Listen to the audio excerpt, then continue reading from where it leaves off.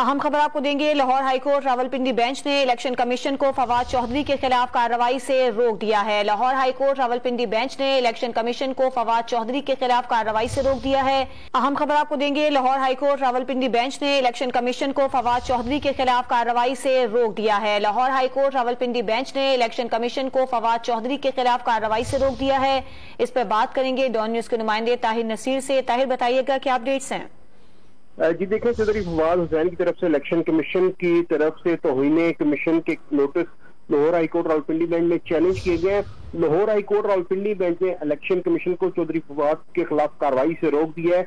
Advocate Faisal Farid ने मौका अपनाया कि आइन के मुताबिक इलेक्शन कमीशन अदालत नहीं है, तौहीन अदालत का अख्तियार सिर्फ आला अदालतों को। अदालत आलिया ने चौधरी फवाद हुसैन की दरखास्त पर इलेक्शन कमीशन को 7 सितंबर को नोटिस जारी करते हुए हतमी हुक्म जारी करने से रोका है। जी बहुत शुक्रिया आपका ताहिर नसीर।